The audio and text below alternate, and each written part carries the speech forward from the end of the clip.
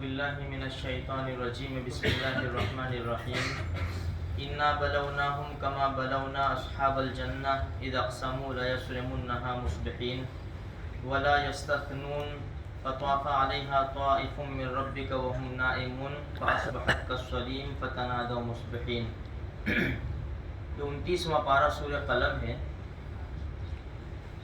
سورہ قلم کے اندر اللہ تبارک و تعالیٰ نے ایک قصہ بڑا عبرتناک بیان کیا ہے۔ یہ قصہ سنانے کا مقصد مشرکین مکہ کو یہ تھا کہ تم کو اللہ تبارک و تعالیٰ نے بڑی زبردست نعمتوں سے نوازا ہے۔ سب سے بڑی نعمت نبی کریم صلی اللہ علیہ وسلم کی ذات ہے کہ اللہ پاک نے تمہاری طرف ان کو نبی بنا کر بھیجا ہے۔ یہ بہت بڑی نعمت ہے تمہارے لیے۔ اگر تم نے اس نعمت کی ناقدری کی تو اس کی پاداش میں تم مار کھاؤ گے۔ جس طرح یہ باغ والوں نے نعمت کی ناقدری کی اور ان کو نقصان ہوا، اسی طرح تم کو بھی نقصان ہوگا۔ اسی لیے اللہ تبارک و تعالیٰ نے جو نعمتوں سے ہم کو نوازا ہے اس پر اللہ کا شکر ادا کریں، اور نبی کریم صلی اللہ علیہ وسلم کی ذات اقدس یہ ہمارے لیے بہت بڑی نعمت ہے میرے بھائیوں۔ اگر ہمارے نبی نہ ہوتے تو آج پتہ نہیں کون سے مذہب کے اندر ہم زندگی گزارتے اور اللہ کو چھوڑ کر پتہ نہیں کس کس کی عبادتوں میں لگ جاتے اور جہنم کا ایندھن بن جاتے ہیں۔ اللہ کا بہت بڑا احسان ہے کہ اللہ تبارک و تعالیٰ نے اپنے نبی کو بھیج کر ہدایت کی ہوائیں چلا دی، اور اس ہدایت کی ہوا میں ہم آ گئے، ورنہ لاکھوں کروڑوں لوگ ہیں دنیا کے اندر۔ خود ہمارے اطراف میں دیکھو، ہم بازاروں میں جہاں بیٹھتے ہیں کام کرتے ہیں اس کے آگے پیچھے دیکھو، کتنے غیر مسلم جن کو ہدایت نہیں ملی۔ اللہ تبارک و تعالیٰ کا جتنا شکر ادا کرے میرے بھائیوں کم ہے۔ اللہ پاک نے ہم کو بالکل پیدا ہوتے ہی ہدایت دے دی، ہدایت والے گھر میں ہی پیدا کر دیا۔ اتنا تو سوچو، صرف اگر کسی مجوسی کے گھر، کسی مشرک کے گھر، کسی کافر کے گھر، کسی یہودی کے گھر اللہ پیدا کر دیتا، ہم کیا کرتے؟ ہم تو عیسائی سمجھتے ہیں یہی اچھا دین ہے، یہی سچا مذہب ہے، اسی کے اوپر زندگی گزار لیتے۔ اور دیکھا نہیں، آج دیکھتے نہیں اپنی آنکھوں سے کیسے جلائے جا رہے ہیں۔ اللہ ہماری حفاظت فرمائے، کیسے جلائے جا رہے ہیں، بالکل اوپن۔ اللہ کی پناہ، اللہ تبارک و تعالیٰ اپنی حفاظت میں رکھے۔ کتنا بڑا، کتنا ہمارا اعزاز تو دیکھو، ہماری عزت تو دیکھو۔ جب دنیا میں آتے ہیں جب بھی کسی عزت ہوتی ہے، ہاتھوں میں لیا جاتا ہے، اللہ کا نام سنوایا جاتا ہے، اذان دی جاتی ہے، تکبیر کہی جاتی ہے۔ جب مر کر جاتے ہیں تو بھی کتنا بہترین سجا دھجا کر، دلہا دلہن بنا کر ہمیں پہنچایا جاتا ہے، عزت کے ساتھ قبر میں رکھا جاتا ہے۔ کتنا اللہ کا احسان ہے۔ اگر ہم نے اس نعمت کی قدر نہ کی تو ہم بدنصیب کہلائیں گے۔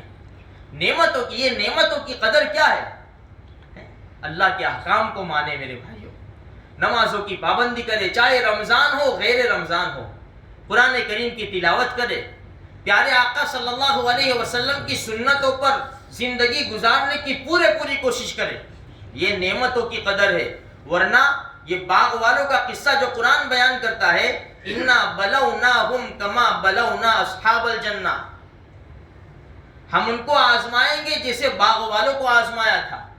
اذ اقسموا لیصرمنها مصبحین، وہ قسمیں کھانے لگے کہ صبح کھیتی کاٹ لیں گے۔ اصل میں واقعہ یہ ہے، یہ واقعہ نبی کریم صلی اللہ علیہ وسلم کی پیدائش سے پہلے کا، اور عیسیٰ علیہ السلام کو جو اللہ پاک نے زندہ آسمانوں پر اٹھایا اس کے بعد کا واقعہ ہے، یعنی دونوں کے بیچ کا واقعہ ہے۔ ایک بڑا نیک آدمی تھا جس کے کھیت باغات زمینیں بہت زیادہ تھی، بڑا نیک آدمی تھا، اور یہ واقعہ یمن کا ہے۔ اور دوسرا قول یہ ہے کہ یمن میں جو صنعاء ہے اس سے 6 کلومیٹر یا 6 میل کے فاصلے پر ایک جگہ تھی، وہاں کا یہ واقعہ ہے۔ اور یہ جو آدمی تھا وہ اہل کتاب تھا، کیونکہ اللہ کے رسول صلی اللہ علیہ وسلم کے آنے سے پہلے لوگ اہل کتاب تھے. اتنا نیک آدمی تھا کہ جب یہ کھیتی کاٹتا تو دانتوں سے کاٹ کر جو رہ جاتی وہ غریبوں کے لیے چھوڑ دیتا تھا. دوسری بات یہ ہے کہ جو دانے اس کو الگ کرتے ہیں, چھلکوں سے دانوں کو الگ کرتے ہیں, تو جو دانا چھلکے کے ساتھ گر جاتا وہ بھی غریبوں کے لیے چھوڑ دیتا. اور جو پھل توڑنے کے لیے چادر وغیرہ کپڑا وغیرہ الگ رکھ دیتے ہیں اس کو, جس انداز سے بھی جو پھل نیچے گر جاتا وہ پھل بھی غریبوں کے لیے چھوڑ دیتا. یہ مفتی شفیع صاحب رحمۃ اللہ نے لکھا ہے. علامہ ابن کثیر رحمۃ اللہ علیہ نے یہ لکھا ہے کہ یہ جب سال پورا ہوتا, یہ کھیتی کاٹتا اور پھل توڑتا تو اس کے 3 حصے کر دیتا. ایک تو پورے سال کی کھیتی کے لیے پورا خرچ الگ نکال لیتا, اور دوسرا اپنے فیملی کا پورے سال کا خرچہ الگ نکال لیتا, اور جو کچھ بھی بچتا وہ غریبوں میں تقسیم کر دیتا. یہ اللہ کے نیک بندے کی عادت شریفہ تھی. اللہ اس کو بہت دے رہا تھا اس کو. جب اس اللہ کے بندے کا انتقال ہوا تو اس کے 3 بیٹے تھے, 3 بیٹے. اب بیٹوں نے یہ ارادہ کیا کہ ہمارا باپ تو بڑا بیوقوف تھا کہ بہت زیادہ مال غریبوں کو دے دیتا تھا. اب تو ہماری اولاد ہے, فیملی بڑھ گئی ہے, خرچے بڑھ گئے ہیں, اب کیا کریں اپنے. تو قرآن یہ انہوں نے جو باتیں بیان کی نا, جو آپس میں تذکرہ کیا, اس کو قرآن بیان کر رہا ہے. اذ اقسموا لیصرمنها مصبحین, جب وہ قسمیں کھانے لگے آپس میں کہ صبح کھیتی کاٹ لیں گے, پھل توڑ لیں گے, کہ کسی کو پتہ بھی نہ چلے, بالکل صبح سب سو رہے ہو. اگر دن میں جائیں گے تو غریب دیکھیں گے تو ہمارا پیچھا کریں گے نا, اور پیچھے آئیں گے ان کو دینا پڑے گا. ہم صبح چلے جائیں گے. اور قرآن کہتا ہے وَلَا يَسْتَثْنُونَ, اور انشاءاللہ بھی نہیں بولے. ان کو اس بات کا اتنا یقین تھا ہم یہ کام کر ہی لیں گے, تو انشاءاللہ بھی نہیں بولے. قرآن کریم کے 15ویں پارے میں جو ہمارے نبی کے اوپر وحی بن ہو گئی تھی, 15 دن نبی کے اوپر وحی بن ہو گئی تھی, اس کی وجہ یہی تھی. جب مشرکین مکہ نے کچھ سوال کیے تھے تو ہمارے نبی نے فرمایا کہ آئندہ کل جواب دوں گا. انشاءاللہ نہیں بولے, بھول گئے. رحمت عالم صلی اللہ علیہ وسلم تو 15 دن تک وحی بن رہی.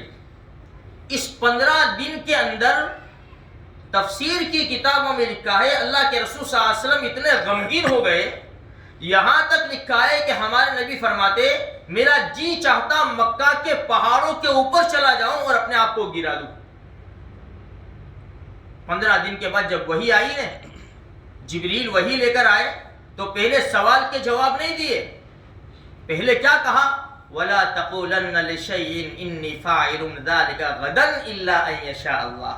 محبوبم, میرے محبوب, آپ کسی بات کا ارادہ کرو یا کرنے کا ارادہ ہو تو ایسا کہو کہ انشاءاللہ.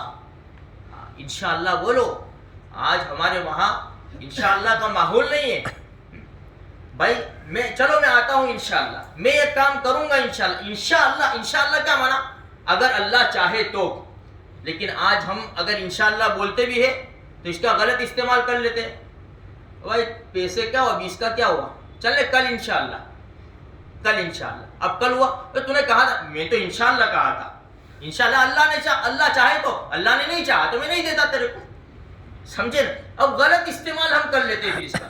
کسی ایک آدمی گھوڑا لینے جا رہا تھا. تو کہاں جا رہا ہے, گھوڑا لینے. وہ انشاءاللہ تو بول, اس میں کون سی بات انشاءاللہ بولنے کی. میں جب جا رہا ہوں, میرے جیب میں پیسے ہے, میرا پورا ارادہ ہے کہ میں مارکیٹ میں بس یہ جا ہی رہا ہوں, وہاں سے گھوڑا لے کے آ جاؤں گا, اس میں انشاءاللہ بولنے کی کیا بات ہے. ٹھیک ہے بھائی تیری مرضی, جا. اب وہ گیا, بھیڑ کے اندر گھسا, ایک کھیسا صاف ہو گیا اس کا. اب ماشاءاللہ بھائی کتنے کا گھوڑا ہے, یہ ہے وہ ہے سب بات چیت کی, چلو ٹھیک ہے ڈن, جیسے ہاتھ ڈالا تو سیدھا ہاتھ باندھ, سمجھے. اب اس کو پھر وہ انشاءاللہ یاد آیا, ہاں یار ہے نا میرے دوست نے کہا تھا, واپس آیا, جلتے جلتے آئے خالی ہاتھ واپس. وہی دوست ملا, کیا ہوا, ارے یار تیرے سے بات کر کے گیا نہیں انشاءاللہ, پھر رستے میں جاتا تھا انشاءاللہ, پھر میں وہ گھوڑے والے سے بات کی انشاءاللہ, اور سب پورا قیمت بھی ڈن ہو گئی انشاءاللہ, پھر میں نے اس کو پیسے دینے کے لیے کسی میں ہاتھ ڈالا نا انشاءاللہ, تو پیسے ہی نہیں انشاءاللہ. اب کیا انشاءاللہ, نہیں بولنے کا انشاءاللہ وہاں بھی انشاءاللہ بولتا ہے. جب ایک ہی مرتبہ بول دیا ہوتا ہے انشاءاللہ تو تیرا کام بن جاتا, تیرا کام بگڑتا نہیں. اب بار بار انشاءاللہ بول رہا ہے, کوئی فائدہ نہیں, سمجھے نا. تو ہمیں چاہیے کہ بھائی انشاءاللہ بولے, اور اس کو سچے معنی میں بولے, غلط معنی میں ہم نہ بولیں. جیسے دیکھو حدیث میں آتا ہے نا بھائی تمہاری نظر کسی غیر محرم عورت کے اوپر پڑ گئی نظر, تو حدیث میں کیا ہے کہ ایک نظر معاف ہے, ایک نظر معاف.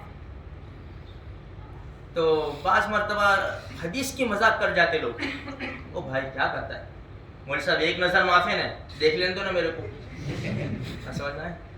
حدیث میں ہے اسرف بصرک, اگر نظر پڑ جائے فوراً ہٹا لے نظر. اسرف بصرک, جمع نہیں نظر, اسرف بصرک, تیری نظر کو ہٹا لے. ہاں فوراً حدیث میں, اس کا مقصد, اس کا مطلب یہ نہیں ہے. ہاں تو غلط استعمال نہیں کرنے کا, کبھی بھی یاد رکھنے کا, شریعت کی کوئی بھی بات ہو, کوئی بھی بات نہیں ماننی, چپ ہو جاؤ, کیونکہ ایمان چلے جانے کا خطرہ ہے, ایمان سلب ہو جانے کا خطرہ ہے. اسی لیے کوئی بھی بات شریعت کی, جیسے بھائی بال مبارک ہے, بال مبارک جو ہمارے نبی صلی اللہ علیہ وسلم کے بال مبارک ہوتے, اس کے بارے میں کتنا سخت مسئلہ ہے. اگر بھائی سند نہیں ہے اس کی تو تم بولو مت, کچھ بھی مت بولو, تمہیں کوئی حق نہیں ہے بولنے کا. لا نصدق ولا نکذب, ہم تصدیق بھی نہیں کرتے, جھٹلاتے بھی نہیں. چپ چاپ نکل جاؤ, نہیں ماننا تو ایسا مت کہو کہ یہ غلط ہے. اگر صحیح ہوئے تو جہاں دین کا معاملہ آوے, شریعت کا معاملہ آوے, وہاں چپ ہو جاؤ. اسی طرح ایک بات اور بیچ میں بتا دوں کہ آج ہم سب تو ہے ایک, ہم سب نے لا الہ الا اللہ محمد رسول اللہ صلی اللہ علیہ وسلم, ہماری مسجدیں بھی ایک, ہماری مسجد خیر الگ الگ کر دیے, ہمارے نبی ایک, ہماری شریعت ایک, سب کچھ ہماری سب ایک, لیکن مسلک کے اعتبار سے کچھ الگ الگ ہو گئے. اب ایسے مسائل نہیں ہیں کہ ہم ایک دوسرے کو جہنمی کے دے, ایک دوسرے کا سلام کا جواب نہ دے, ایسے مسائل ہمارے اندر نہیں ہیں. لیکن ہوتا کیا ہے, ایک دوسرے کا سلام کا جواب بھی نہیں دیتے, مسجدوں میں نمازیں بھی نہیں پڑھتے. بڑے بڑے مسائل ہم نے پیدا کر دیے, خدا کو کیا جواب دیں گے ہم. اس لیے میرے بھائیوں, پھر کیا ہوتا ہے, ایک فرقے کا لوگ دوسرے فرقے کے علماء کو برا بھلا کہتے ہیں. کوئی بھی عالم کسی بھی فرقے کا ہو, ہمارا حق نہیں ہے کہ اس کو برا کہے. بھئی یہ قرآن کریم ہے, یہ قرآن, اگر غلط چھپ گیا, غلط, یہ قرآن غلط چھپ گیا تو کیا کریں گے, نعوذ باللہ ڈسٹ بن میں ڈال دیں گے اس کو. ہم کیا کریں گے, بیٹا یہ غلط چھپ گیا, اس کو لاؤ, ٹھیک ہے لاؤ, اس کو اچھی طرح پیک کر کے اس کو رکھ دیں گے, بس اس کو رہنے دو, اس کو ہم پڑھیں گے نہیں, یہ غلط چھپ گیا ہے, اس کو ہم نہیں پڑھیں گے. تو جو عالم ہم اس کو نہیں مانتے, یا وہ غلط کچھ بھی, جو جیسا بھی, ہم اس کو برا بھلا نہ کہیں. نہیں عمل کرنا ٹھیک ہے, جانے دو, اس کو برا بھلا نہ کہو.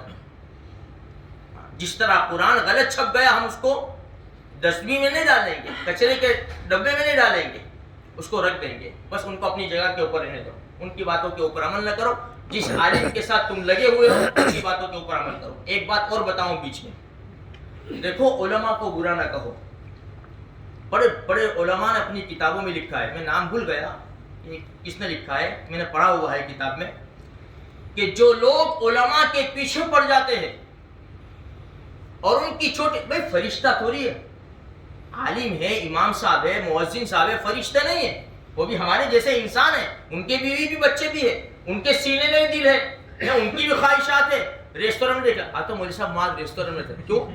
تو تم کھائیں گے اور مولوی صاحب فرشتے، مولوی صاحب ریسٹورینٹ میں نہیں جائیں گے، مولوی صاحب گارڈن میں جائیں، مولوی صاحب کے بیوی بچے نہیں ہیں.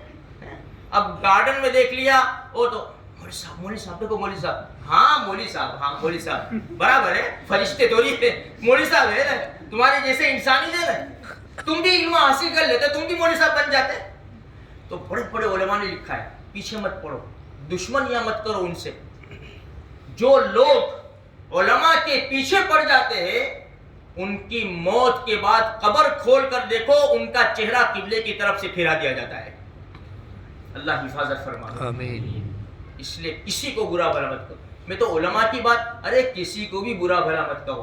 حدیث میں آتا ہے نبی کریم صلی اللہ علیہ وسلم کا پاک ارشاد ہے، من ستر عیب مسلما سترہ اللہ یوم القیامہ. جس نے اپنے کسی مسلمان بھائی کا عیب چھپایا، کل قیامت کے میدان میں اللہ تیرا عیب چھپائے گا.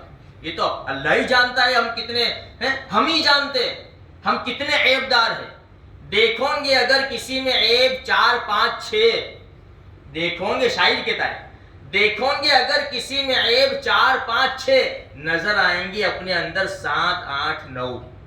ہم کہتے ہیں یوں انگلی بتاتے ہیں، ایک اس کی طرف جاتی ہے، 3 اپنی طرف آتی ہے، تو 3 مرتبہ اپنی طرف پہلے دیکھ. سمجھے؟ خیر. تو کہنے کا مقصد یہ ہے کہ اللہ کے قرآن کو، حدیث پاک کو، شریعت کی کوئی بھی بات کو، اولیاء کرام کو، بزرگان دین کو، علماء کرام کو، کسی مسلمان کو بھی ہم برا نہ کریں میرے بھائیوں. تو قرآن یہاں کہتا ہے کہ اذا اقسموا لیصرمنها مصبحین ولا یستثنون، تو وہ انشاءاللہ بھی نہیں بولے.